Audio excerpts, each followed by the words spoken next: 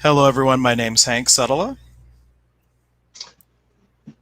and Aloha, we my name is Kioni K. Mahinoho Bigno. And I am Brian Daniel Edwards. and we're here with another episode of Midnight Meanderings.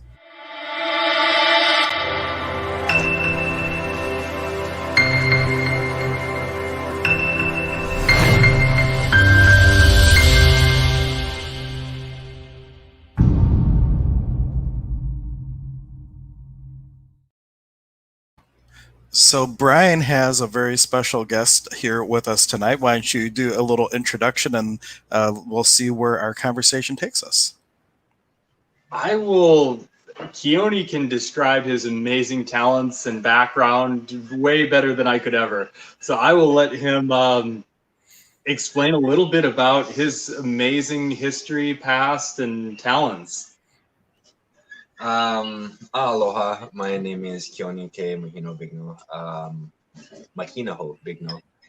Uh, Growing up in Hawaii, we were in the time when I grew up. I was born in '77, so it's a little bit of a different line of going from analog to digital, and the way we were raised. So the small communities in Hawaii were a lot different because we were an analog generation of things. People still wrote letters to each other, and there are still letters from families written to each other long ago that were read during like Christmas time and gatherings and things.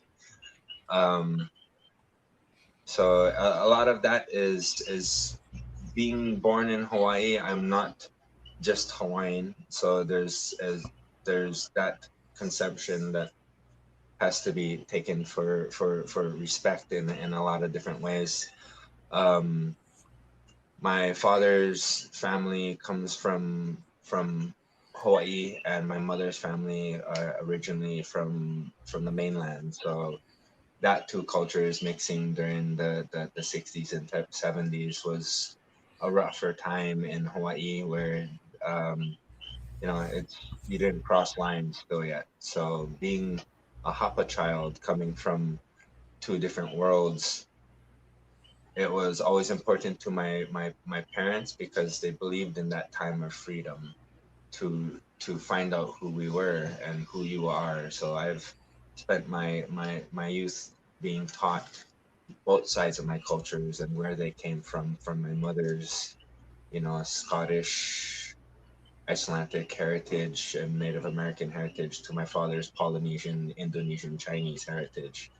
So being that child of multiple boats and canoes that found their ways across oceans, that culture was and rising again in Hawaii to respect the multiple canoes ways of the older Hawaii.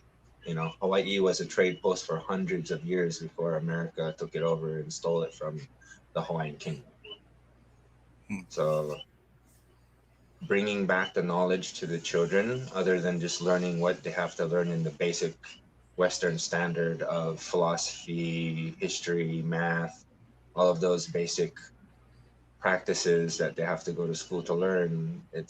We were always put into extra practices. There's always the home library, there's always the oral traditions that were practiced that I try to share and have been focused on the past 15 solid years of my life on the superfood world of health, teaching people. I've been practicing martial arts since I was 4 years old. Original Okinawan Shorin Ryu Karate, Seibukan school, and then there's been multiple styles that influence Hawaii from its warrior isms.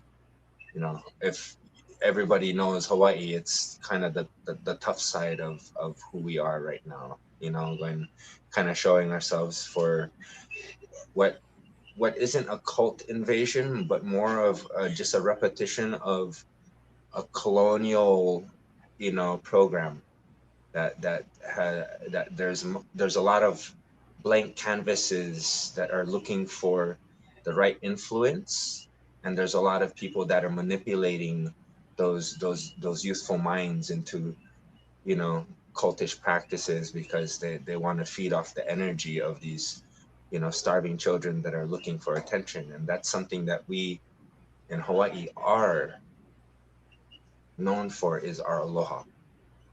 And that's what I've tried to be ambassador, spending a lot of time in the mainland with my family, through California and Washington, Oregon area, and all over. I've because of karate, has given me a very big doorway to a lot of different things. When I would go visit my family in the mainland, I would go visit all the other dojos and you know just try to get beat up by all the black belts and learn art of defense.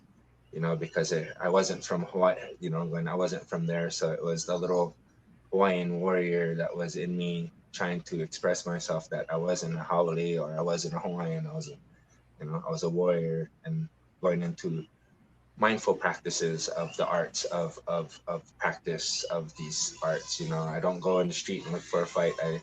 I enjoy people who are focused on the practice and the basics of these arts and the betterment of self and each other. And that's another basis of aloha that we try to live by, is how Brian came into my life. I think pretty much. And if you had to break down, like, or explain the word, like we say aloha a lot on this broadcast, but some people might not know what it really means. If you could say maybe a word or two on the actual meaning of aloha from your perspective. Aloha has it has two basic meanings, and it doesn't always mean hello. It also means goodbye. So there's a basic concept that I have tried to live with, being a Hapa child, you know, from coming from the two sides, when in the racial slurs of the black and white and the jungle fever side of things. I've been spending time in America. I've witnessed more racial slurs, but here in Hawaii, it's actually the same, because I'm the lighter shade of brown, and then I'm the darker shade of white. When I go to the different sides of things. So if I'm in the East Coast in New York, what do I look like? And if I'm in Florida, what do I look like? If I'm in California, what do I look like? And what if I'm in Seattle, what do I look like? There's a lot of chameleoning that I get to do, because like I've reached the two sides of culture where I'm an anomaly, and that's where the nickname comes into a side of things. Is there's a side of children that are anomalies, and the aloha is a place where you get to find that synchronicity of who you vibe with, right? The the lo, and the ha, right? Is that basic breakdown is how you can really see who someone is and see what level of hospitality they're at. You know, Mhm. so aloha is the fundamental hello and goodbye of hospitality, right? And in Hawaii, one of the things that has been lost, and why there's so much cultural segregation going on, is because of the lost in many different neighborly practices that is aloha.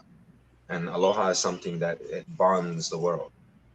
you know um, you guys get into a lot of the esoteric practices of these ancient cultures, and the bond, or bon, same thing. Those people that were the Lemurians, if you want to get into uh, you know what was 250,000 years ago, in a tidal shift of how many cultures have risen and sunken, you know because of the Earth's shifts, and the major, the living structure that we inherited, that is the Earth, and what is the mother, and how children, are always fighting for a mother's attention. I know that So all too well with my two kids. if you heard there's just a baby in the background, that's my 2 month old that just was born July 1st. Wonderful. Well, So congratulations. thank you. So it's there's the increment of daddy and everything coming into life, and when this is where the aloha becomes very, very, very important to me as someone that has to be a well, what do you want to representative of aloha. I have to constantly, despite realities and people's wants, keeping the open hospitality. Unconditional hospitality is something that's what aloha is, the truth of aloha. People want to say aloha, oh, aloha, and all that kind of stuff, but practicing and actually being aloha, that is truthfully embracing unconditional hospitality, welcoming you into my heart, my home. Friend and family is the same thing. There's no difference in the old Hawaiian cultures that are of Polynesian and every other descent because of the geographic magnetic zone that Hawaii is, where I'm from, and then also the side of what the Big Island is, like the little motor pushing the boat. Yeah. Um, Definitely, the world can use a dose of true aloha for sure. And I got oh to yeah. ask now, how did you and Brian meet? Because there's always seems to be stories, or when he meets people that he finds and wants to bring on air. There must be a story, perhaps. Oh, um, so how old are you, Ryan? You're 33, right? Yep. Yeah, he's one of those youthful spirits with high level of curiosity. Um, that I have, is why I've become known to be Uncle Monkey. Oh, I just fell. um, That was weird. big Pookwag. energy, excitement. um, but yeah, I was helping out at a place that is of an ancient ancestral energy that has been occupied by kind of the the colonial side of embodiment of the negative part of why it's hard to practice the aloha. It's a place that I've been integrated with for over 15 years, called the Hawaiian Sanctuary, which is a false name of it all because they took an anthropological study that was done on what the actual genealogical background of the property that they uncovered, because they thought they just bought a dump. And as soon as they started uncovering it came on my radar on Kauai. And I had been helping out with David Wolf. Are you familiar? The name sounds familiar, but I can't Yeah, a place it. lot of your listeners, anybody that is in kind of the superfood grays, he's one of the original guys who sort of he got into the superfoods, and he's an amazing programmer and musician. So he created a lot of the access to knowledge on the web for all of these health benefits and everything. And that's a lot of what I've been practicing since I was a kid. Because conventional Western medicines never worked for me. Every time I was told to go to the hospital, I got worse. And every time I went to my great grandmother or one of the other great elders that were still around when I was a kid, whatever they did put me back on my feet like lightning. And my life became devoted to those people because I liked being like lightning. Yeah. And I am an avid practitioner of the history of the basics of martial arts and its journey. So more than anything of being known as any culture, I hope to show the world what I am as a martial artist, as a servant to humanity, as a practitioner of servitude to the land. So that's what I was teaching the oral traditions of through the health benefits of cooking all of the raw and cooked foods that you process here in Hawaii, and where all of the different vegetables and plants and herbs and weeds and microbes and bacteria and funguses, and we can Yep. go on, etc., into all of those the communication of entity beings that you come in contact with when you're in a higher level of Zen meditation and going, oh, what are you? Oh, what are you? Because I got to sit here for the next 3 days on my knees, and we should get to know each other because I don't want to be alone. you know.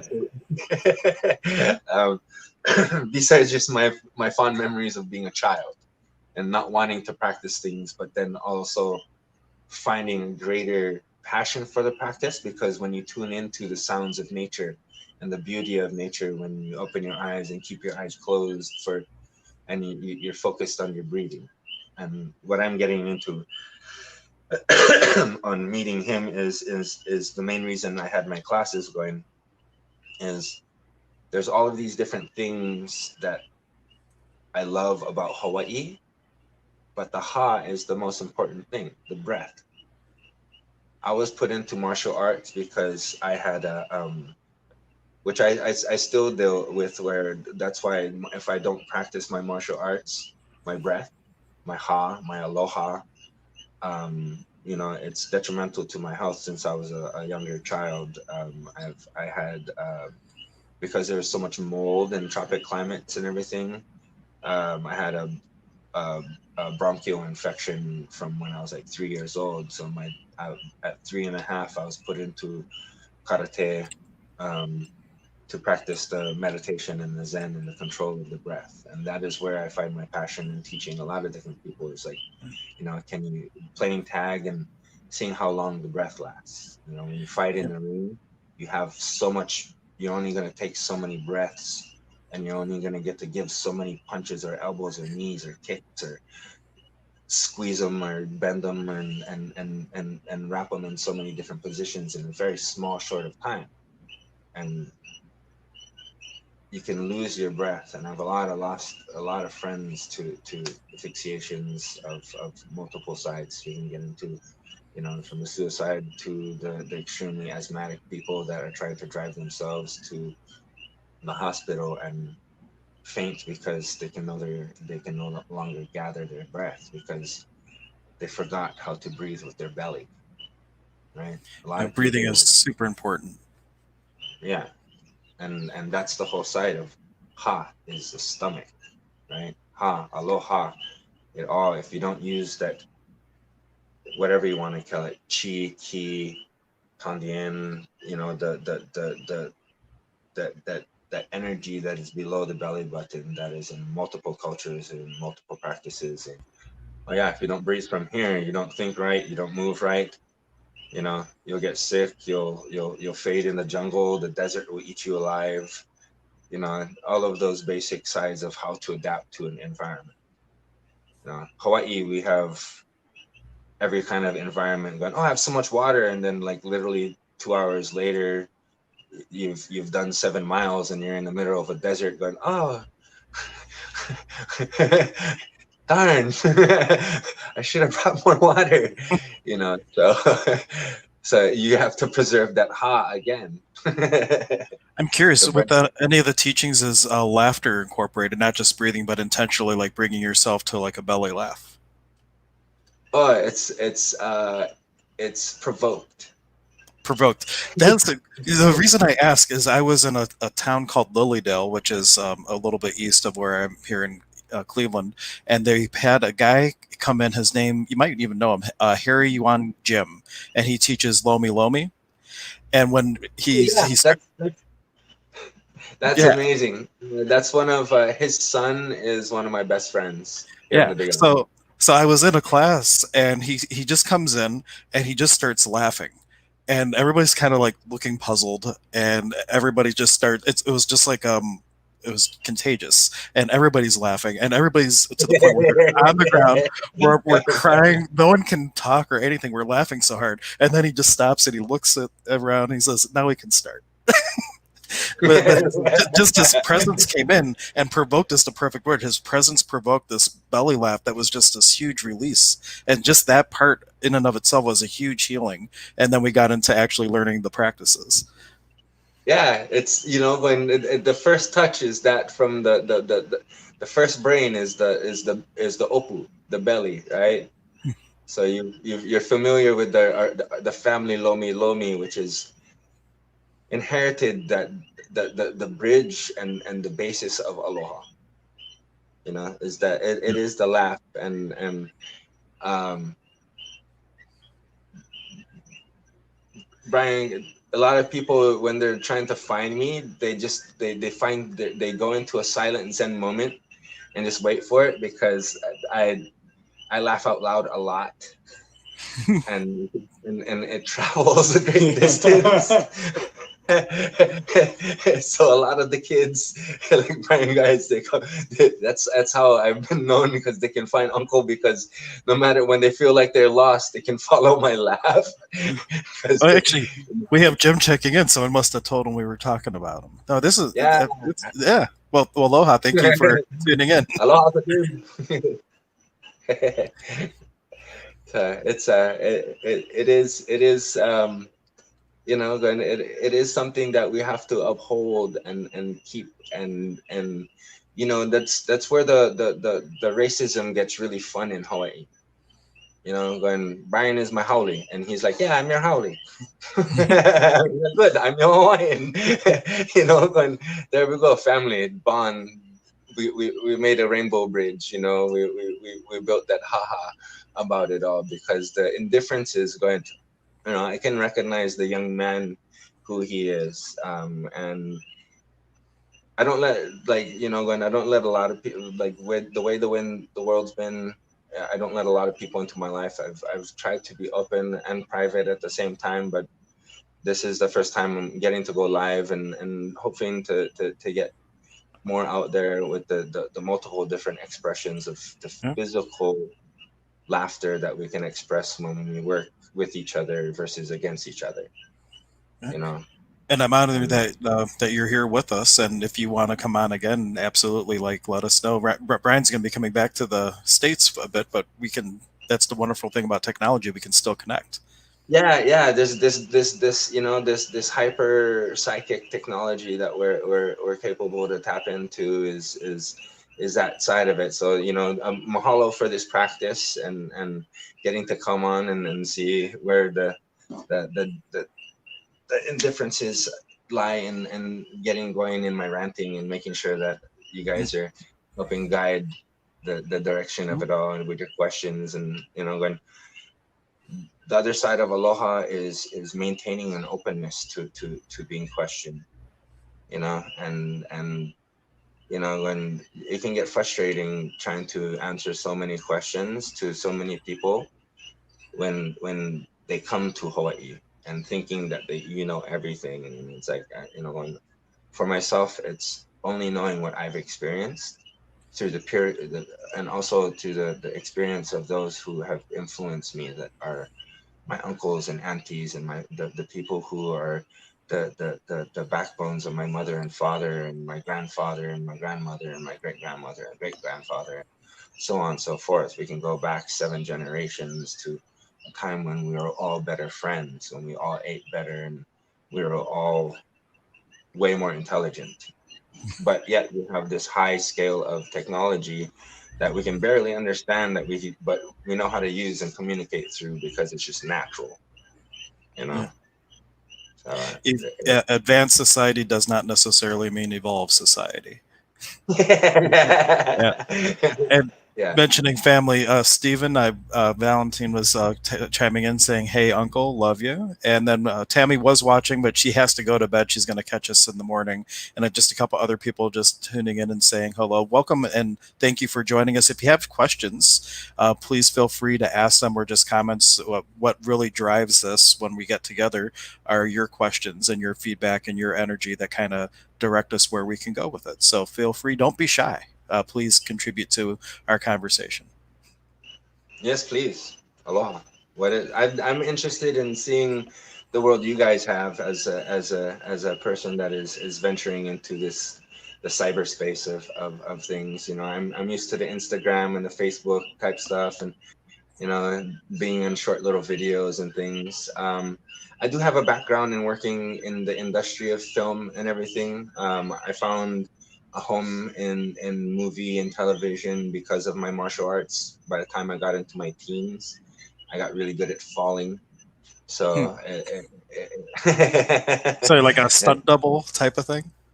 yeah, I've gotten to do different stunt work in the and fall a lot. So this is where I'm looking to share the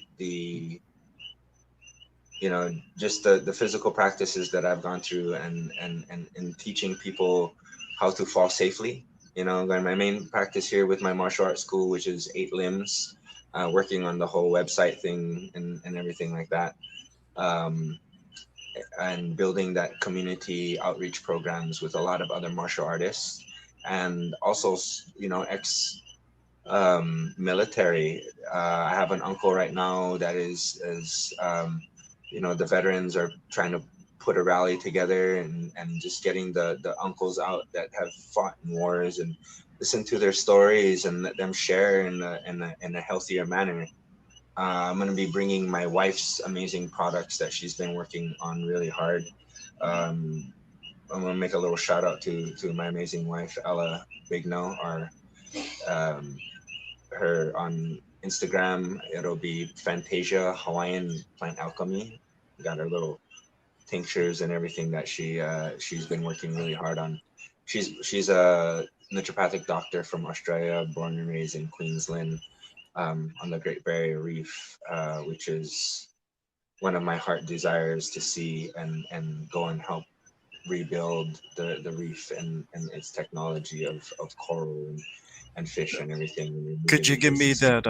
I'll make a banner for it. What was the Instagram again? And if you could go slower and maybe She spell has it. she has a .com, Fantasia.com. Fantasia.com. Okay. Yeah, Let me make it's a sure I have PH. it right. It's Oh, a it's a PH. yeah, PH.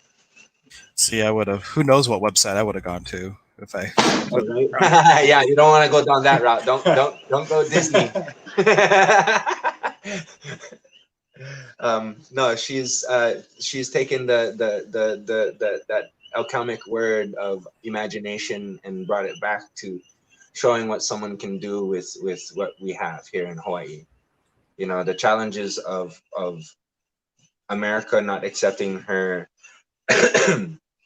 nootropic degree when she is one of the most insanely intelligent women on the planet, and she should be on the show, um, with just helping in women's health, and her as a new mother is amazing.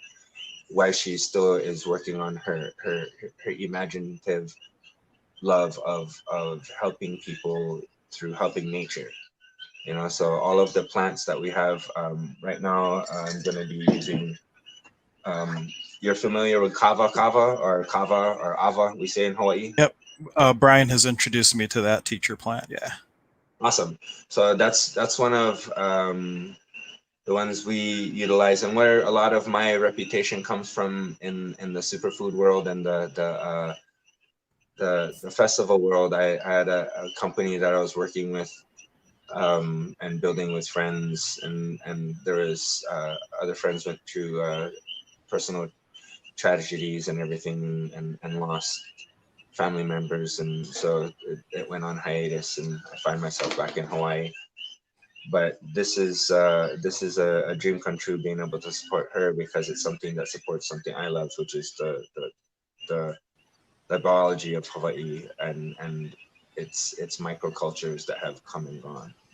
So the Ava is one of the ones that's good. We got a little bit of sunset going out the backside, and um, the tinctures, we use a high, um, we break it open with spirits, and then we go through a process of bonding it with the glycerin, because the organic vegetable glycerins are amazing because they're limpid, they're not a sugar. So it transports the essence of the plants that we're using. Like mumake is another one that is a vasculator, and she's got blends of what we're trying to do here, because ashwagandha grows so amazing in Hawaii, and it's one of those plants from the Vedas that was here once, became, there was a cousin of it that was here. So giving sanctuary to the plants, and also giving sanctuary to the different levels of education people are going through in life is crucial on what we're trying to express within how, why Brian came into my life, and getting to meet you to this evening. And I've heard so much high things about you, and he is one of the most gentle, speakers of the people that he appreciates. But when it comes down to other things, I appreciate that his attitude on it as well. I found the Instagram finally. Cool. All right. So I'm gonna Awesome. post. I don't know how I was think I was just misspelling it, but anyway, I got Yeah. it's fantasia.hawaii on Instagram. Yeah. And so I'll just put that up on a little banner real quick. So if anybody's interested in that, you can check out the Instagram page by putting in this. Did I get it right? Yeah. Yep. And they are really top quality products. I personally use them and love them. A lot of love has gone into those products. Yeah, there's she has one of the most intense focuses and passions for the arts, and the products are of the highest quality. And I'm not saying it because it's my wife or anything. When for me, it's I come from a competitive side of saying it. When these are things that I love practicing and making, and she's just way better at it than I am. Which is the essence of the power of the woman that she represents, and showing that key physical practice and mental practice, which Absolutely. again goes back into aloha, is a practice of both minds. Just 2 minds? Just the third one is the it's just reactions. The heart only knows to react, but the stomach and the brain can think before anything happens. The heart knows what's happening in the moment, and to give the two the right dimensions of being able to create the physical geometry to either hug or defend. When it's the stomach is kind of like, oh, the brain is like, oh, what's happening, and the heart's like, do it. I like that. Yeah, in the tradition that I practice, it's a South American tradition. We have something called Munai, which is like the heart center, and it's a combination of will and love. It's like your declaration to the universe of what you choose, in a sense. So, which is inherited from their Austronesian travels, right? Their ancestral background is Austronesian, right? Which goes into like the middles of what could a lot of people might call Atlantia or something like that. Going between the capitals of Hawaii and the capitals of what is now the Philippines are Luzon and Cebu and Mactan, and the islands that my family are the warriors and doctors and all of the inherent things of which I haven't got to experience. And it's one of the things that I was born in Hawaii because of the wars that went on in if people are familiar with the Spanish American War. This is where the overthrow of Hawaii started, and how they captured Queen Liliuokalani and poisoned King Kalakaua, and kind of cohorted the other royal chiefs to kind of fall in line through fear and battle tactics of removing it's a lot of dirty play which we're seeing right now in the world, which is the biological warfare that has existed for millennia, right? And what we're going through now is nothing new. It's just the and a lot stages of of that stuff you talked about, they glaze over in history class. You don't hear much about that at all when no. they're teaching the kids this kind of glaze over it. Yeah. You're doomed to repeat the same mistakes if we don't have an accurate knowing of our own history. Yeah. One of the greatest things for your audience to study and everything like that is going into like what the Hawaiians are doing right now is what they did in the original kind of bridge of things in the Bull Republic, and when Kruger stood against the Dutch and the British with all of the farmers and everything, the history lesson of that modern that's one of the first modern like sort of Nazi practices on how they got rid of and what they've done to people for the past few hundred years is remove the food and separate the families, right? When they came after all the gold in South Africa, they also the people that depended on the fair trade stood up against, and because they worked the land every day and lived with the land every day, they could go against 1,000, 10,000, 40 something thousand. I think it was like 70 something thousand against, or 170,000 against only like 40,000 like farmers. And the Mhm. farmers held them all back until they came in and did the whole burn crop and make the men go fight one way and then come back and steal all the women and children and enslave them, and we have the modern practice of that, you know, still going on in the human trafficking. So that built that gold built them and got their money to do a lot of the work that they've done in America, for those families to come out here as the missionaries and to overthrow all of the the the, the oral traditions and practices of tending to the filter system, the ancient spiritual Hawaiian practices of pyramid technology, which goes into South American technology, which goes into the Egyptian, when we can go into the older and some of the oldest pyramids that they won't talk about, that you can't look up in the Philippines, in the northern Philippines, where they still haven't infiltrated, and where all of those beautiful terrace rice paddies are and everything, where they haven't been able to infiltrate. That's over 50,000 years. Even Alexander the Great wasn't able to conquer the center of. Nobody's been able. Not the Muslims. Nobody's been able. They've inherited the customs of the those indigenous people, and it's created a bigger bridge of delicious food, and because the spice and natural resources is what everybody travels the seas for.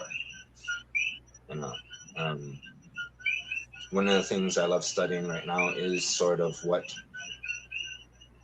people don't really get in too much to, and something that was for me of being of the more Polynesian, Indonesian ancestral bedtime stories is the stories of King Solomon and Ali Baba and the 40 Kings, which in the West is told as the stories of the 40 Thieves, you know, and they've rewritten all of these different things that for me, they were childhood stories of the way people work together, and all of these things that have been made fantasy were the truth about how everybody came from one canoe or the other, you know, and you can find these things in a lot of the sci-fi world that has to come from some sort of oral story tradition in whatever ways you want to go.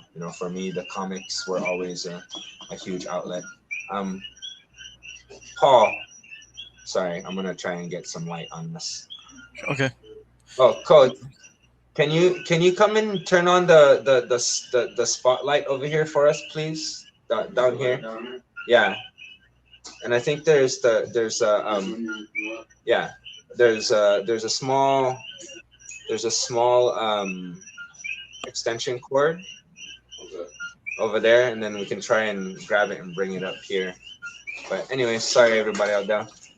That's all right. Um, You've talked about trade a lot coming to Hawaii and the pre-Cook.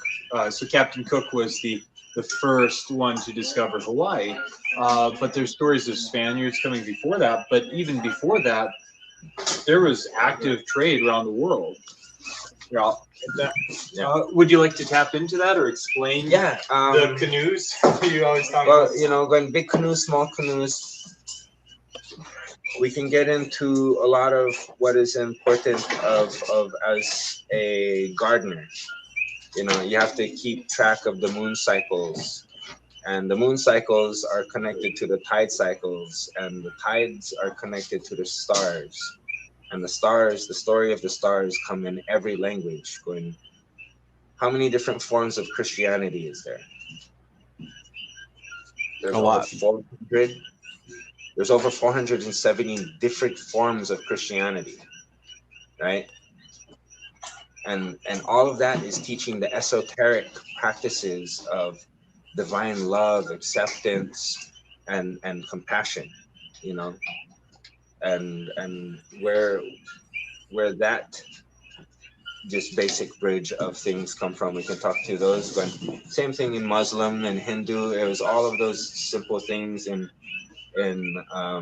there's an ancient dynasty when all of the churches were together, Christian, Muslim, Jewish. They all lived in the same library, right? And this is a family name that I inherited.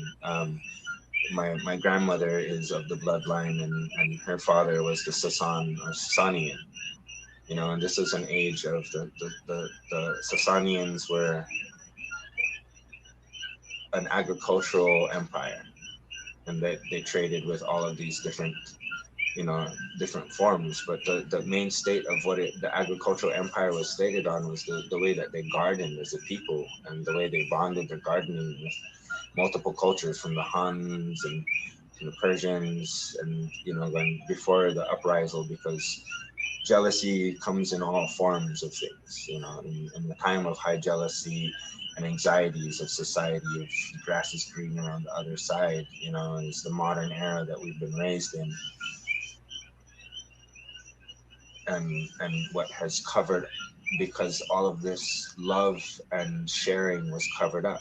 It turned into Hormel and all of these other families that have tainted Hawaii and tainted a lot of the indigenous cultures, and to to say that they're sharing with their people the best quality when they're just taking the trash and garbage and selling it at the highest cost, and not giving people the true experience or quality that they deserve. So, and a lot of that food that has been militarized and weaponized in the past 250 years is when they really started taking hold of the food industry around the world, and how it was traded in the European agricultural market through the Hawaii. Up until 1860, supplied over 60% of the colonies with fresh green produce by ship. Think about that. Hmm.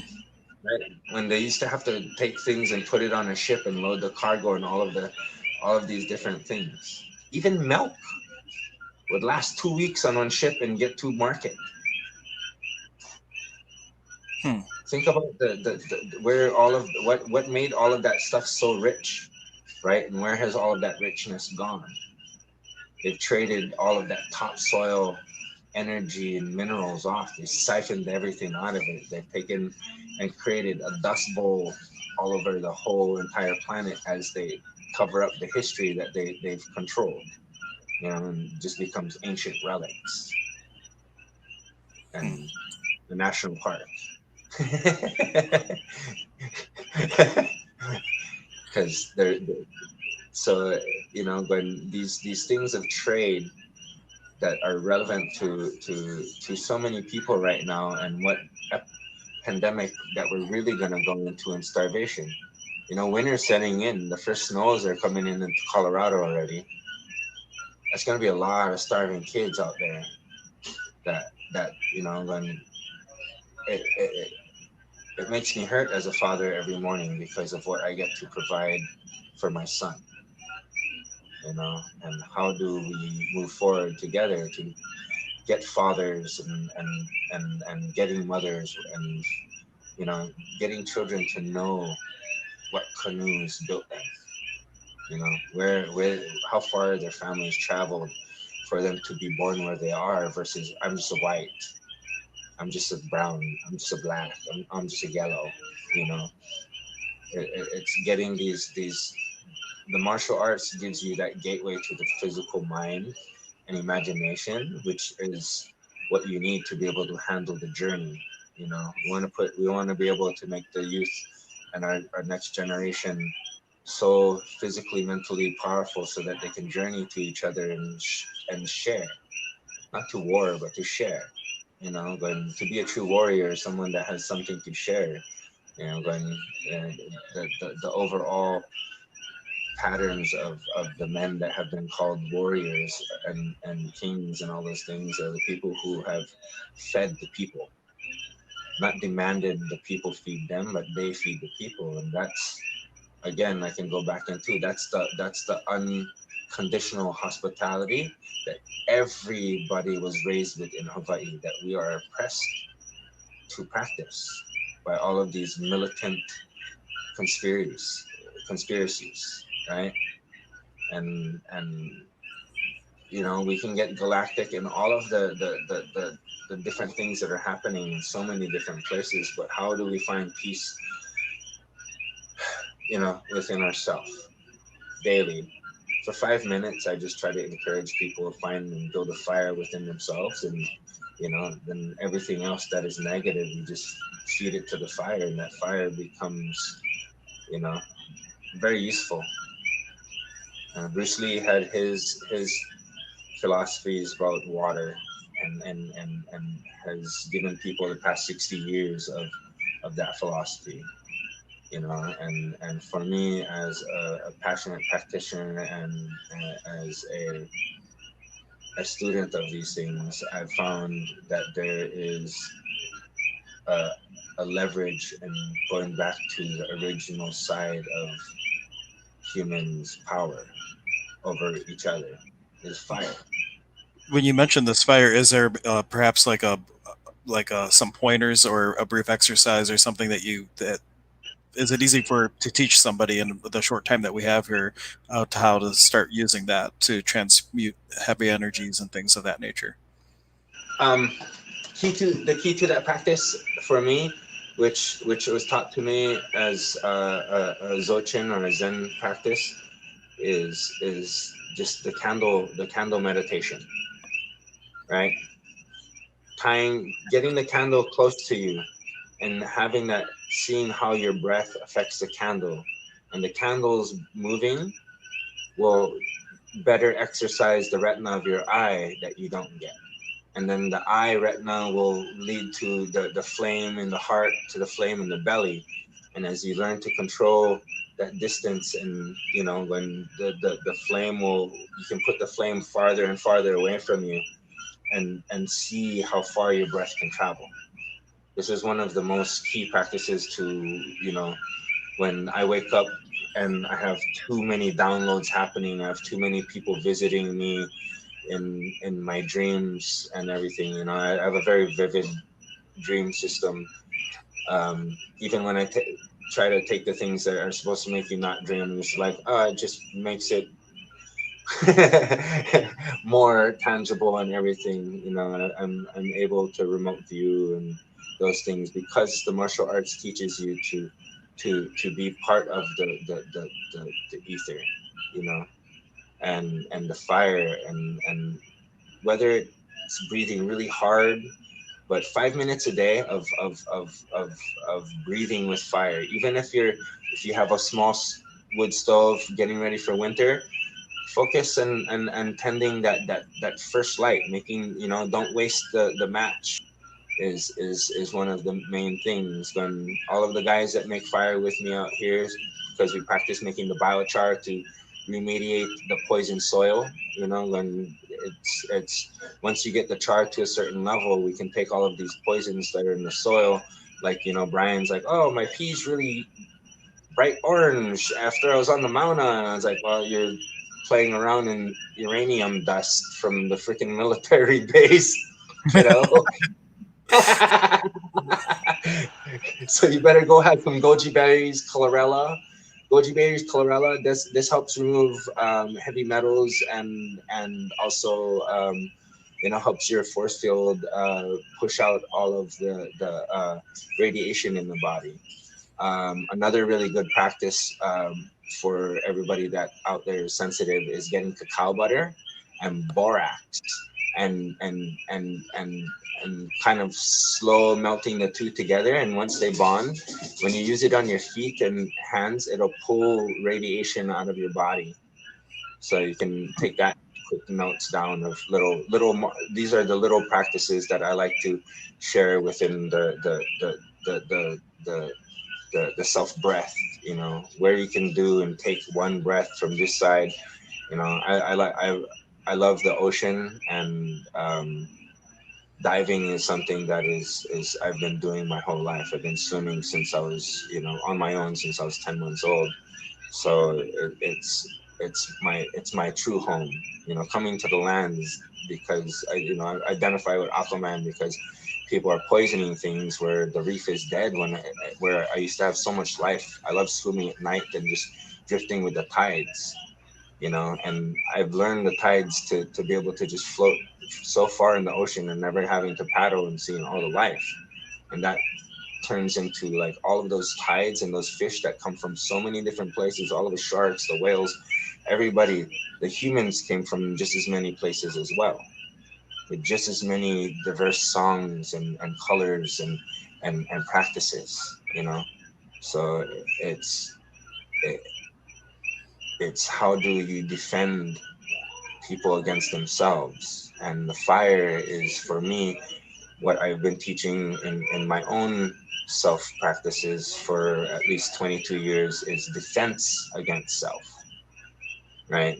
We want to get into the true fire of how we utilize our emotional stance, and where is our body stance when we're getting frustrated, when we're sad, when we're happy. Are we conscious of where our breath and our stance is and how off balance it is, or can we sustain the laugh, right? Sustainable laughing, you can throw your back out. So to maintain that fire, the happiness, to burn all of those things that can make you afraid and laugh at them with a flame. And going, sometimes people have to like write a little letter, or make an what do you call them, effigies?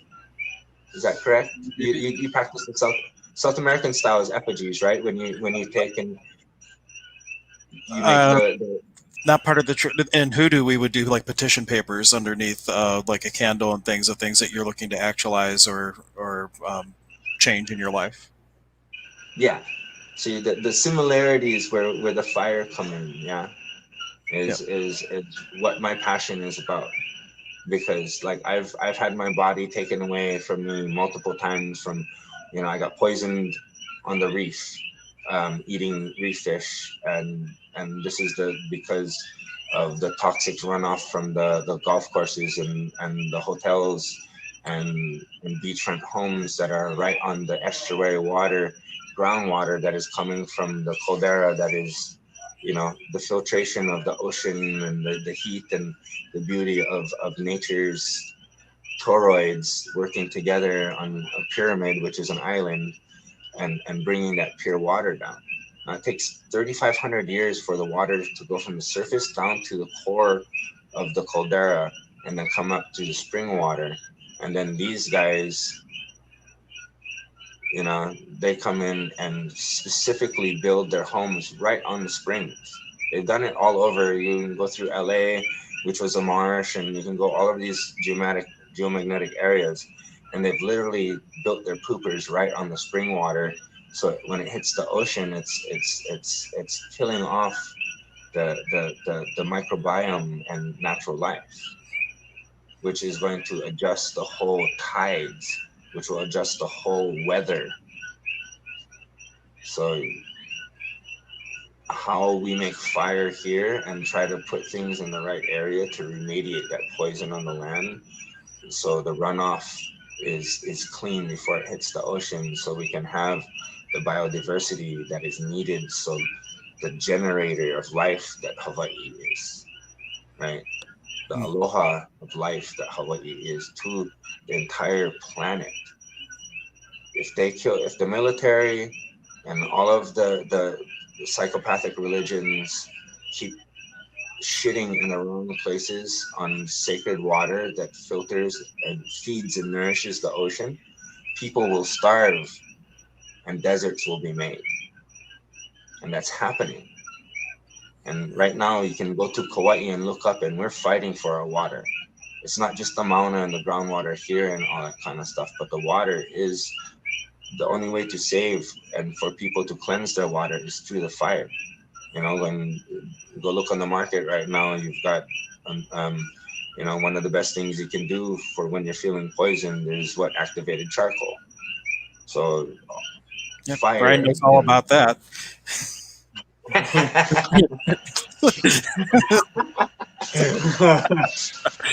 uh, I assume he knows the story of the cherry pits, right? Yeah, I talked about getting poisoned cyanide in Mexico. Yeah. Oh, this. Oh man. It's when he comes with questions and the story he's had. It just like I am just moved by like wow, and and that's why I can identify with him. It's like, oh, you're still here. Yeah, but that's what I'm talking about. When there's a lot of us that the physical body has been taken away, but you kind of get rid of the spirit, and the spirit gets so fiery that it takes back the body. And that's what we're doing right now. We have to burn through the fear. We have to burn through all of these misconceptions of identities that we're going through and get back to the root stance Yep. of fire and how And to Jacqueline was yes. offering just a contribution. Water remediation is an easy solution. The companies that know how to do it are greedy, so that there's like solutions out there, but they're not being implemented because it's not as profitable. Is how I'm taking that. No, the technology removes profit because the people are free. Like who wants free anything? Everyone. But who's gonna give it to them with the technology? So that's why it's I I pass the fire to everyone out there. Inspire yourselves to become the private corporation and protect your waters wherever you are in the planet right now. And when don't worry about somebody else's water. Worry about your own. When a lot of people spend their time focused on, oh, what's happening over there? Brad, that's what the media is for, and hopefully we're not, going distracting anybody. But remember what's happening right behind you in your own backyard and right up the road from you, and how all of those things work, and when how we utilize all of the waste. When there's so much things wrong that I can point out in the way that the politics are in Hawaii, and the waste management is number one. When the way that they manage waste, it's 80% of the money that comes to Hawaii, and that is taken away from the children and elderly, and being able to make better environments that are healthy for everyone. And it's wasted on shitting in the wrong place. Yeah. So with fire in many different ways is the answer to it, and what we're utilizing and maintaining the fire with, and what that remediation can turn into is huge. As just my focus on Hawaii and trying to be a modern and being a representative of the culture I love the most, that taught me the most, is that Polynesian Hawaiian culture of embracing each other and getting to know your neighbors, and making that connection, and not the indifferences, but the similarities are equal to focus on. And positive reinforcement is one of the greatest fires that you can use when you're trying to diffuse someone that is aggro.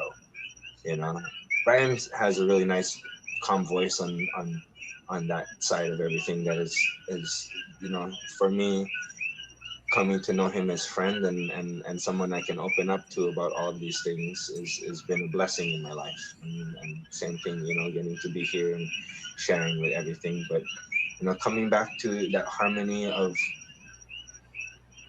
breathing and going, if you are water, that we are water. There's the whole complex. You cannot deny that we're water. So that's why I want to focus on being fire for everyone out there that is listening, is that you can take the water and purify the water with that fire, right? You can boil out all of the impurities, and you can take those impurities and you can take them and put into the char from that fire, and purify them for 10,000 years, because that's how long it lasts. You're one you know one little scoop of biochar could, with the right mixture and sprayed across the land, it takes and remediates and helps clean the poison that falls upon the land, and helps create and sequester all of those negative carbons that are being shared because of you know whatever usage of energy that is going on. So how we build that that force field of fire around ourself with breath and sweat, cardio, great cardio, Russell Simmons and all of those great legends and everything like that. That's how Brian came in. I was teaching a cardio class and everything, and using what do you call them? What are they called? Noodles for social distancing, right? So so nobody could touch. It's like, the weapon control of everything was the social distancing weapon was the noodle. So you couldn't really touch each other, and that way we had safe practice, which Create. it's really great. If I recommend it for parent and child therapy, teenagers. I recommend it for couples and just getting into good noodle kung fu. Put on some good music, and one thing me and my wife do, we spar dance, right? Okay. But you get the noodle out. There's no damage, and you just it's a fun scene if you can just tickle each other with it, or whatever. Then my main rule is nothing in the face. Anytime, any place that you need to get it out and have some good fun, which is anytime. I don't care if it's the middle of the night. Then just make sure that it doesn't end in the face. You don't want to damage these things. Very good. But yeah, when you guys are, everybody out there that is trying to send any kind of message and allowing and getting, the adverse fire that you guys are sharing, right? The light has come to another side of it, when, whether it be fire that you make with your two hands, or the energy that is created, the mindfulness of all of those things is a very, very, very important practice that we need to teach our children to respect. It's one of the first things you teach your children in the kitchen, right? The hot. Watch out. Yep. Don't shove a fork in the electrical socket. So That's an important one. Ryan. Yep. Yeah. Thanks for the reminder. So Nolan's just checking in, saying hello, Hank, and everyone else. Welcome. Thank you so much for joining us, and for everybody watching tonight. If you find this episode inspirational, one way that you could very easily help to pass on that flame is just to share it on your page, or wherever you're watching it, and write something about what you got out of it. So don't just share it, but say, "Hey, watch this! I got this out of it." It makes it much more likely that whoever you share it to might actually watch it too, and then maybe they're going to share it. So that little contagion of consciousness could be easily started if you want to be a part of it. Absolutely. Yeah, aloha is a fire, and everybody, like you said, you guys use aloha a lot, and you see everybody showing shakas all over the world. Everywhere you go, you say aloha, and it's people have tried to buy the word and domain over it, and own aloha, which is something that is ridiculous, but it's it's something that is the true fire of all ancient religions and practices and spirit is the Actually, we ah. have a question here too, and there could be a couple different ways you could take the wording of this actually. But from the Hawaiian perspective, the Aloha perspective, what would be shadow work? Nolan is curious to know. Shadow work. So like as in like hunting the boogeyman and Well, all that kind of thing. that's where I say it could go a couple different ways because shadow work could be referencing like the inner work, things that are heavy that would prevent you from moving forward with possibility in your life. But shadow could also refer to as the part of like think of a dam and water moving through the dam. The electricity is the shadow, so the shadow work could also be your effect upon the world. So depending on which way you're looking at it, though, I think Nolan's probably thinking more of the heaviness. Well, that's comes back into everything that, like I was saying, is the defense against self. That's where you build the first fire, right? In the core, and where whatever, if you understand the mudras and how important the posture of the body is, being able to get through the emotional state that we are as an individual within the multi-dimensional person, right? We are time travelers. We take steps, we walk, we're moving through time, which is going to cause reactions, consequences to every idea that comes with every step, and how that breath and fire is in tune with the body, and how you're going to deal with if you're dealing with spiritual entities, interdimensional entities, social entities, government, health. They're all relevant to the same kind of shadow work that can all be a whole. Going to anybody's question on shadow work, when it's a multi-dimensional spiritual being that we are, and the fact that there is proof that we are light and sound, right? And what I want to get back into is the crucial side of the fire is the ah, right? Amen, aloha, awe. There's so many different ways that ah comes into it. The best way I like to reference the original fire is when you stub your toe, right? Doesn't that burn, Hmm. right? That Yep. fire. What is the word you use? Ah. When you get really mad, or even with everybody else's favorite word, the fa.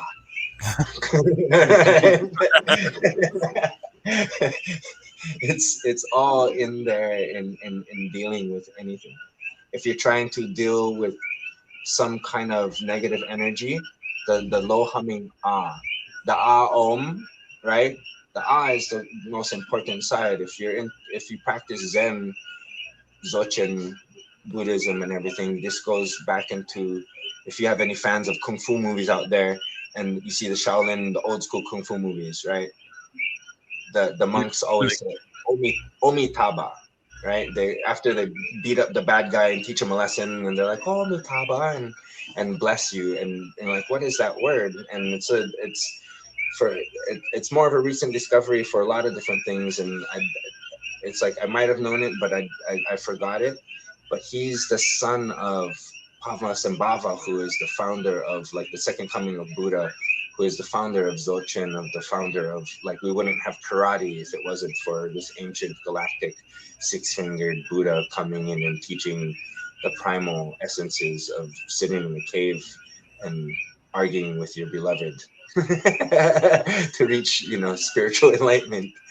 Um, but it's when there's the ah is what I found for myself when I couldn't handle laying down anymore and being in pain, and focusing on the ah as the fire, or if I'm in a nightmare when I was a kid, and just covering your heads and hoping that they don't come out from underneath the bed and all that kind of stuff. The is something that was always the other side of the bed. You know what I mean? So, Okay. and it's the same thing in a karate. Ha! Right? So it's that is the secret that I will share about anything that you have to deal with, any kind of shadow work that's going on, with any kind of programming that's happening within yourself, you know, within the mind that we are, and how we can better serve ourselves to better serve our neighbor community, and you know, the water that exists within us that returns to the land, that goes to the sky, that comes back to our bodies.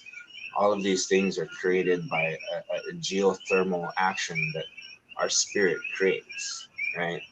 And those spirits are in line with every star canoe that has come. So all of those practices that need to be respected in the astral side of and the ocean, you know, when the mixture of gravity and levity that exists within us falls right into the gut where the key is, right? So that much pressure, if it can make diamonds out of coal, what is it doing? What can we do when we draw the energy from our feet and our hands, you know, from the earth and cosmos, and create that fire within our gut, our stomach, our heart, our mind, and find that truth that is, you know, for me, servitude.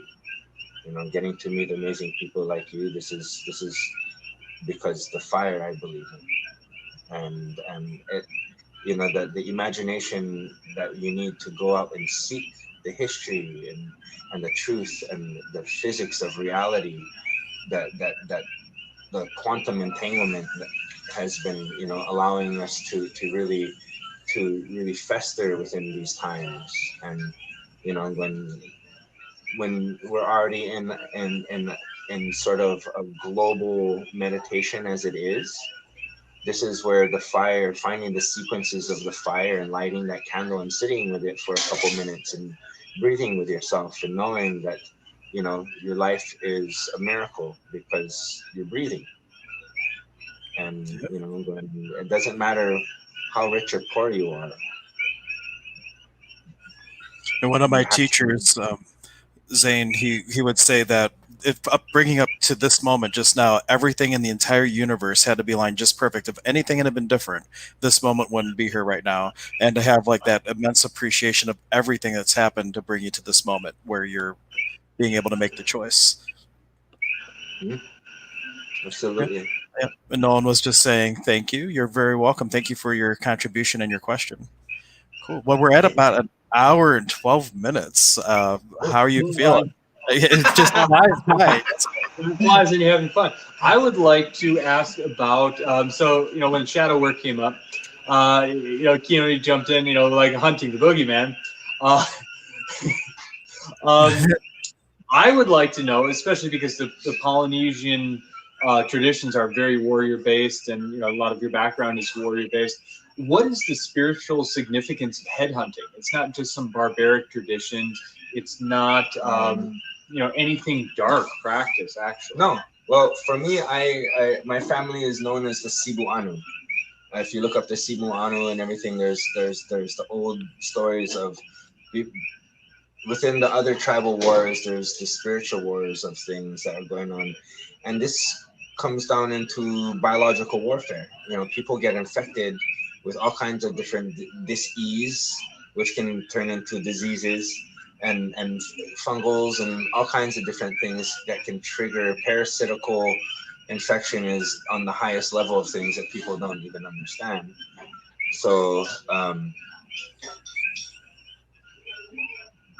it came down to a time where there was more powerful things in the history of my family, where the only way to get rid of these possessed people and demons or vampires, or you know, whatever you want to call them, especially in the Hawaiian culture and everything like that.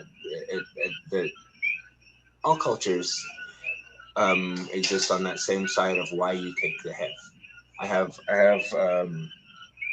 two skulls on my chest to represent my connection to being the first of generations that didn't have to fight in a war and take other people's heads for impure reason, you know. And um, there's a heavy side of the heads that have been taken by in history, when that's what they did to that's what the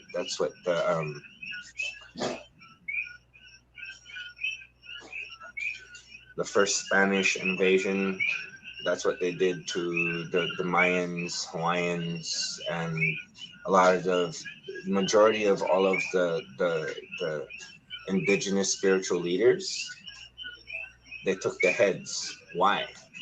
You know, they separate the spirit and the body, and there's all of these other different, you know, things that come into tie with the connection of the mind and the heart, and how you separate and confuse it, so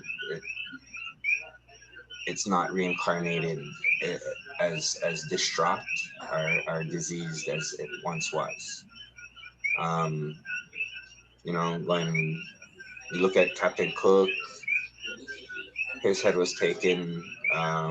My ancestral background with that is pretty heavy, and then also the ancestral background connection that I researched into Lapu Lapu, who met Magellan on the battlefield and took his head as well. So it's you know, when the symbolism of what it can be to the warrior, to his people, and what it can be to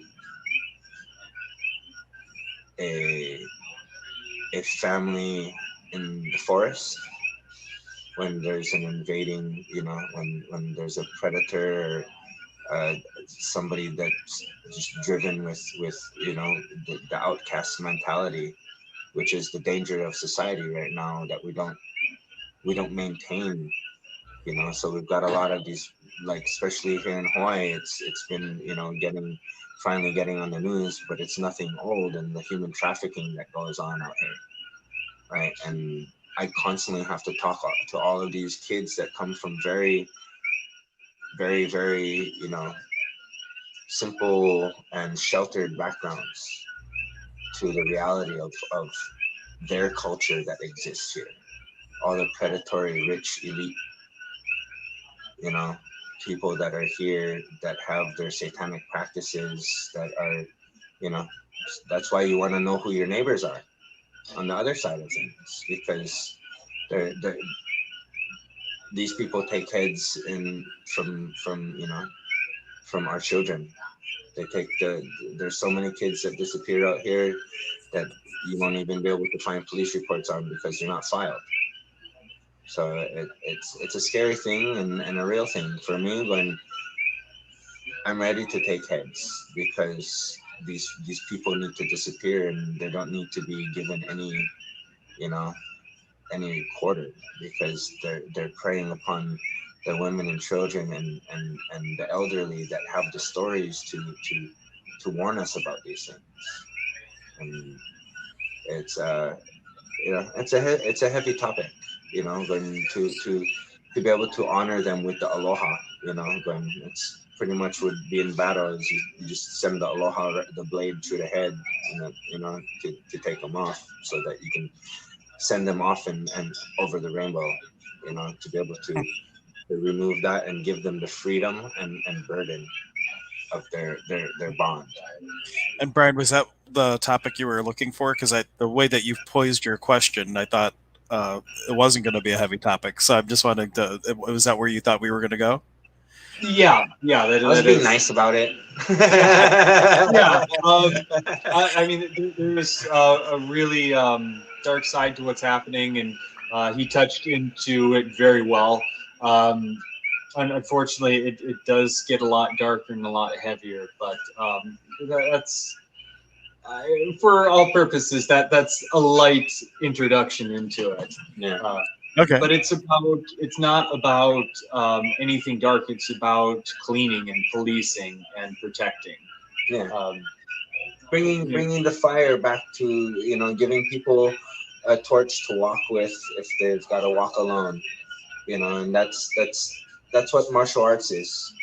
That's why they're actually trying to do the whole outlaw thing from the East Coast already. They're trying to ban martial arts schools and everything like that because of all of the protesting and the violence. When any martial artist or anybody that has practiced some kind of martial arts knows that it's not about violence. I get, because I'm a martial arts teacher, people want to prey upon that I am a violent person, because I can voice myself and call somebody out on their practices without fear. When somebody's doing something to put other people in danger, I have no, I ain't gonna hesitate and telling anybody what they're doing and the consequences of what they're doing, because I've been a part of it, or I've seen it, and listened to the experience of the elderly that have gone through multiple wars, and how those wars got started by stupid little things. So it's all, then that's the truth of why aloha is so important. When getting to this small introduction into to everyone, this is why the fire of aloha is so important, because going to clear the mind and take your own head off sometimes. By using that breath and all those kind of things, we have a better way to share these physical practices and create a youthful mindset for all ages. Just because you're responsible doesn't mean you don't get to be youthful. You know what I mean? Yep. There's a philosophy that is heavy with me. That's my son's middle name is Youth, because it's an angel that I've come to know in my dreams before that I didn't know who the angel was, and and so the reincarnation side of who my youngest son is to me, and the mindfulness of my practice and keeping my fire of reminding myself to be joyful, playful, even when the boogeyman is right in my face, I'm still gonna smile. When I've got a pretty strong hug, if you can ask Brian. Yeah. What do you do in the martial arts class? He would goof around, but like in sparring, nobody could stop him. He's just playing around, acting silly, and the level at which he performs is astounding. One day we're sparring, and I couldn't breathe. There was no pressure on my throat. My lungs weren't being crushed. My diaphragm wasn't being pushed in. There's no reason why. And then afterwards, I'm like, I couldn't breathe. Afterwards he asked me, so do you know what my spirit animal is? I'm like, oh my goodness. He channeled the spirit of the anaconda. I mean, this is the highest level of energetic warfare that I've seen. And he's goofy about it too. We get out there in the martial arts class, he's just goofing around. But it's like watching a tiger play with a ball at the zoo. You're like, oh, that's cute, but it can freaking rip your face off. So it's about staying open. Yeah. And also, it sounds like the way that he was doing it in our tradition, we say puklei, which means sacred play. Everything's play, and like it's a sacred and dangerous energy, but it's also play. And yeah. So that's the shadow work, because it's like, one of the things we have in our society within men and women is not going through the rites of passage, right? And it's a rites of passage of embracing another man in these practices.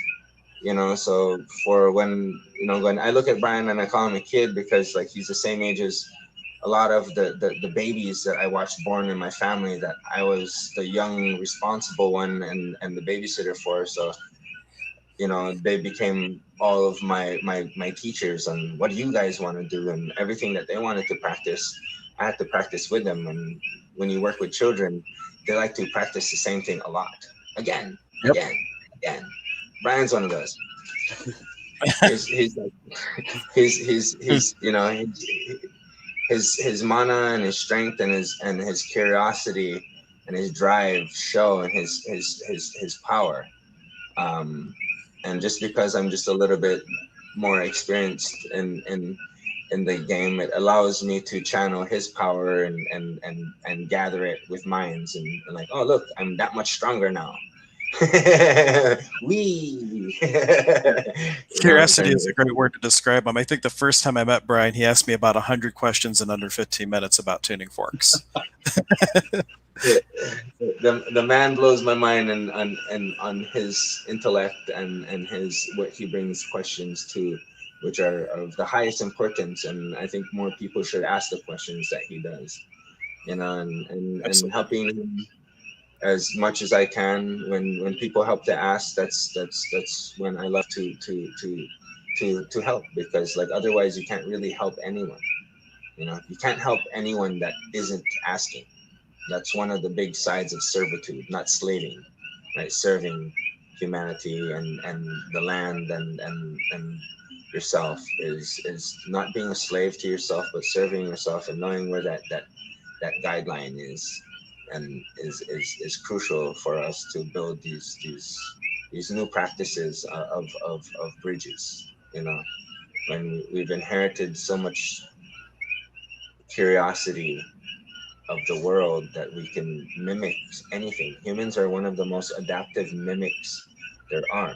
I mean, we're all human, but look at the diversity of the practices of what the earth has given us, and mountains and deserts and oceans, and on how the environment builds and adapts our spirit that we share, and finding the fundamental sharing of it all is the crucial fire that we should be feeding and everything, and that's why, like, helping fuel the fire that Brian is what when I've been playing it off. He's been asking me for a long time to come on. I'm like, I got a shyness, but I'm very thankful to just share a little bit with you guys, and look forward to coming back, and to all the people out there that got anything out of my rant.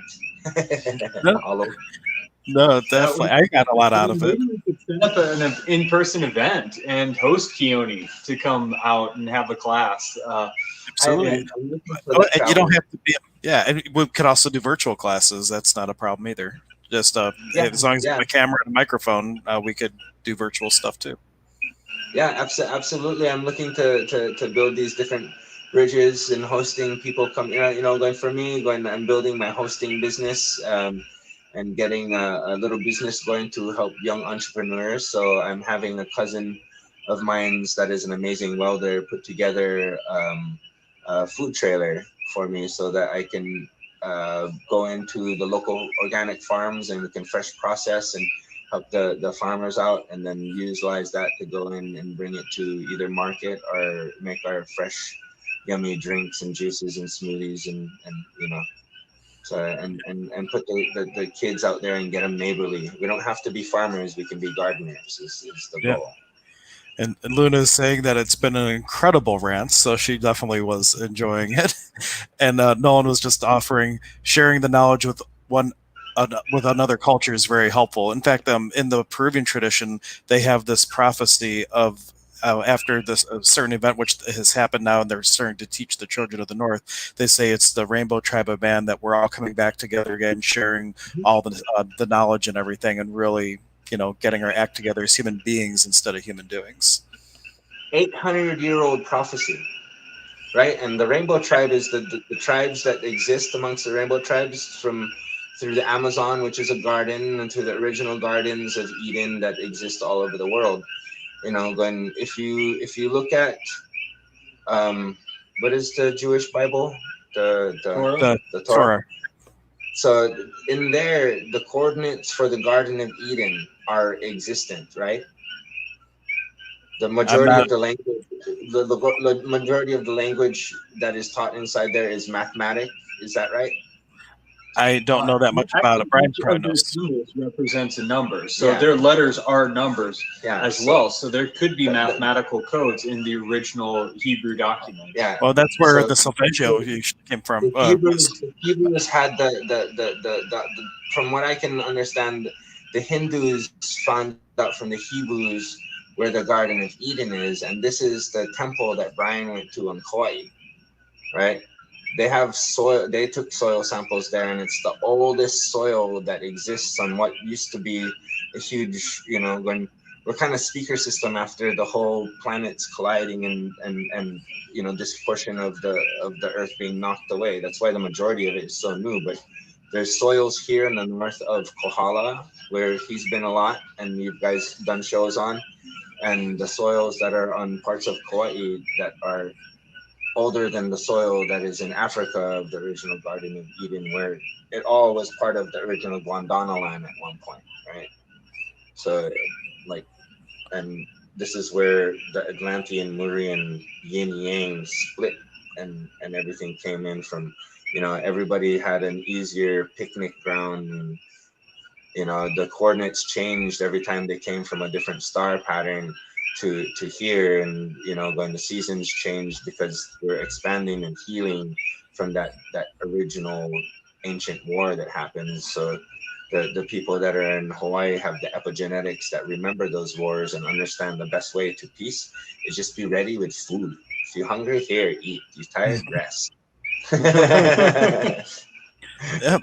That's something to be said. I've been sober for 12 years now. I used to be a professional drinker, but I'm retired now. And they would always say the key to staying sober was HALT: hungry, angry, lonely, tired. You take care of any of those four things, and you're gonna stay sober and keep your spiritual fitness up. But if you're any one of those things, then that's when you kind of stray off and ego starts to take over. Yes, absolutely. And when where the egos we go. So Yep. And ego is edging God out. when there's that's one of the things is that there needs to be the being in the media side or being a fighter and all that kind of stuff. You can have that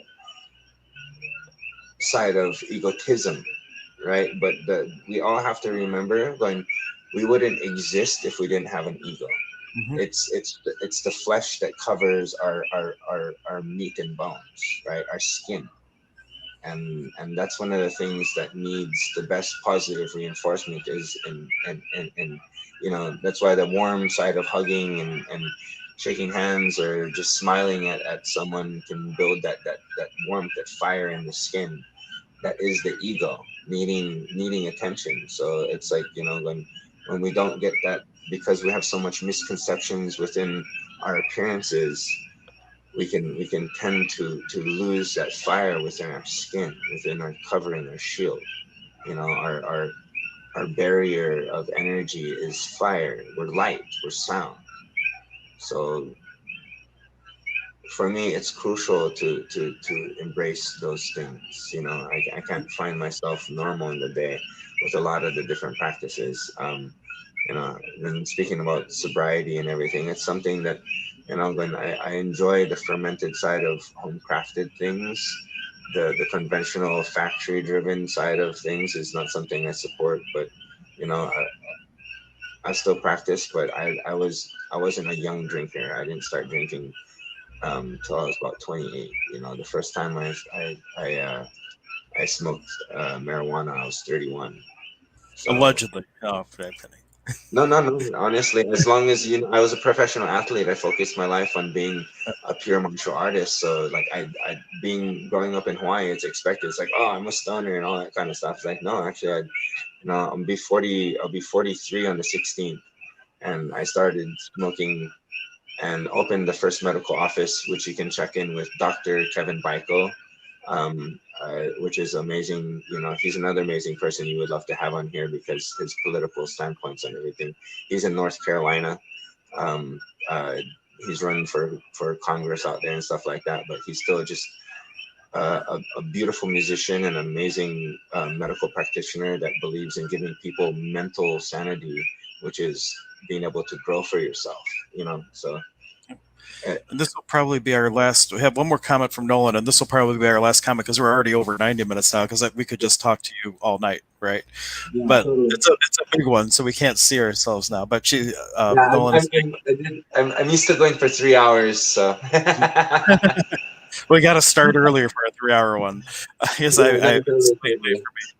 But they are saying that I'm a Plains Cree Indian. We have ceremonies and deeply get into touch with Mother Earth. Everything is spirit. We do lots of picking plants and roots for medicines. Pick all different kinds of sages and making smudges. Do any of you smudge with sage or Oh, sages? So many different cultures today have ceremony that have movements with spirit. okay. Okay. So that's interesting you mentioned sage. I have this, I can't remember the name of it, but this is what supposedly the elite would smudge themselves with. Mhm. What is this? Can you explain? I can't remember the name off the top of my head. It's at the tip of my tongue right now. Dropped it on me. I'm thinking about sage, and then got to come back to the But there's multiple different practices. This is where we're getting back into fire again.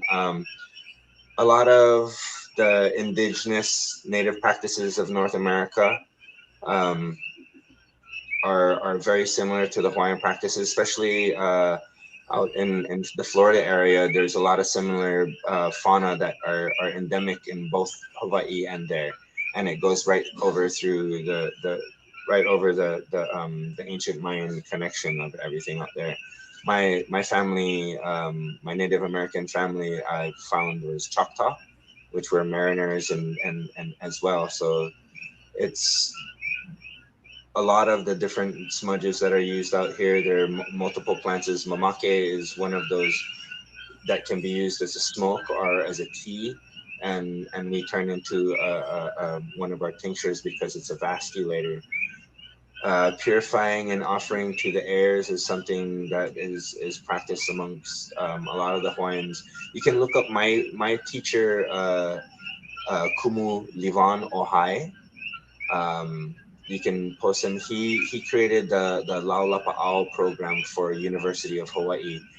This is who I was raised on Kauai with, trying to keep up because he was just an amazing man, and he was always there for the kids and the youth for many generations. That's Levon Ohai. Uh, he he brought in the diversity of not just one way and everything. So yeah, smelling it and everything, and he's always popping up with some kind of magic. Um, but yeah, when there's species that here that grow that are endemic, that are same to a lot of California sage species that have been wiped out and covered up through the industrial area here with all of the plantations just kind of destroying hundreds of thousands of acres in Hawaii. So it's been lost, but we've been hosting the powwows on Kauai, and the rest of the islands picked up for about over 30 years ago. With a lot of the original Lakotas came out with the rainbow. They had a sweat and a powwow, and then I forgot. I think it was Chief Joseph. He had a vision of like, where's Hawaii, and all of these kind of things, and uh, so they came out, and we've been hosting them on Kauai for over 30 years now. Since I was 9 years old, I was the first one I went to that they started in Kauai. So the sage, this it's something that I cannot live without because I just feel creeped out by a lot of people when I have to go out in public. So I like getting really smoky. I like making my daily fire, tending the eternal fire from also, having the jungle island life that we're trying to garden and remediate, and I can tend to, and having those woods and different herbs and plants that are around to be able to sort of give it to the whole environment and send the energy into the trees and plants so that they can mineralize themselves and things too. but but yeah. So I actually harvested quite a bit of this. So I will send you some of this I wish I could remember the name. I have it. I took a picture of the placard of it, but it is what the Ali'i would bathe themselves in before going out into the general public. Is that Yeah. So what is the spiritual significance, or is it just another sage, or is there something unique or interesting about this? The mineral release of certain plants, right? This has a high silica in it because of the way it grows on the lava. So it can get into, we can get really deep into this, but it comes down into the releasing of the monatomic elements, and the song, right, opens up the monatomic elements and purifies. So the chieftains would have the kahus or kahunas, and within themselves they would do the chant. The music and the fire are the two keys to the lock, right? Yep, you have to wake up the medicine. Yeah, there's communicate.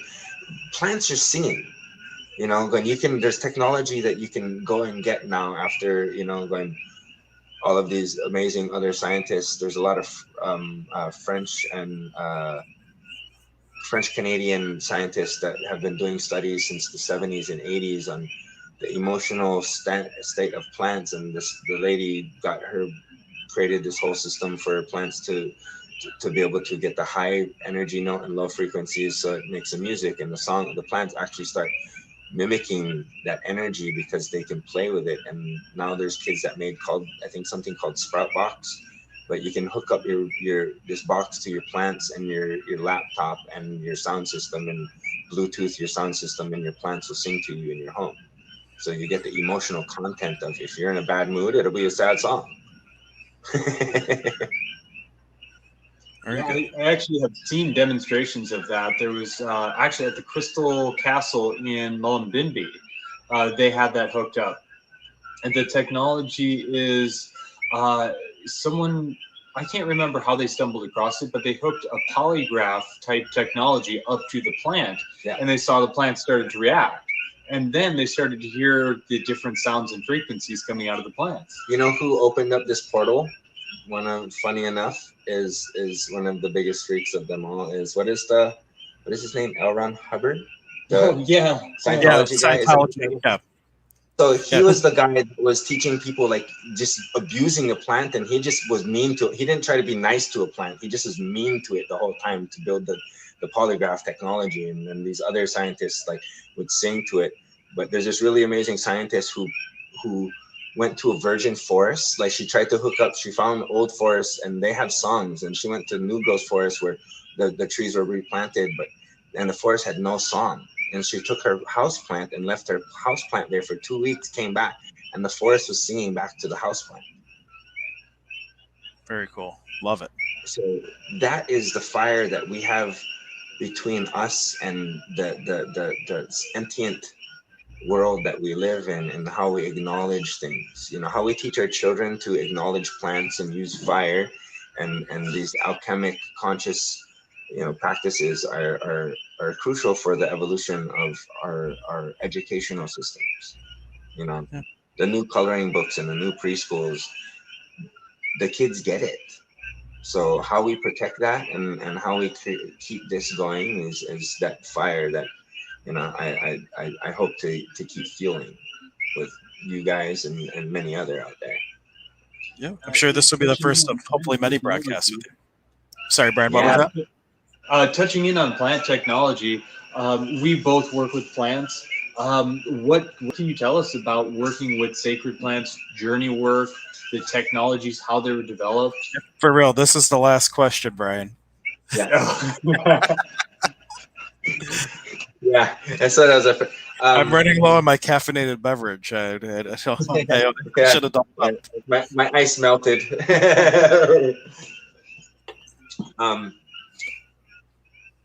With any, going, when it's just a pure plant, that's technology. It's pure communication, and when whatever form it is of if it's on the body or in the body, through the lungs or the eyes or ears, when whatever song you're going to be absorbing is a language we have to learn, and saying hello is one of the biggest things in any indigenous person I've ever walked a trail with, and following them just so I can go see something I've never seen before. Um, going within the South American practices, the ayahuasca and the rape, and one of my favorites is the sananga. If you ever tried it, it's eye drip that No, I've kind not of just heard. it kills parasites within the eyes and pulls toxins out. It burns like crazy, but that's because it's the like chlorine and all of these other things that are being drawn out of the pores in your eyes. So, when it's the respect over yourself, the moderation to it all, and on what you're trying to create, like you were saying earlier, right? It's going into the cause and effect. What is the quantum repercussions of anything I consume or anything I talk to? If I say hello to a man or a woman, what is the consequences of that? If I say hello to this plant, if I drink this plant, if I smoke this plant, if I eat this plant, what are the consequences of the communication that is about to happen? Hmm. Going between a lot of these different things, and knowing that our genetics is more than half plant matter, we're more plant than animal, actually, when you look at the DNA science of everything, right? So this is where our epigenetic practices come down to, the history of fire, on how grandma made the stew, right? Original plant technology is like soup. When you're not feeling good, all of these plants would come in. So there's no difference in making stews and soups, and remembering what grandma, great grandma, great great great great grandma put in that soup.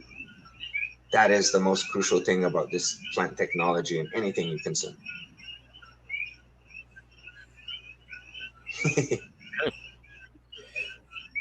Whip it out there. I have so many questions, but I will. Yeah. We'll- Every day.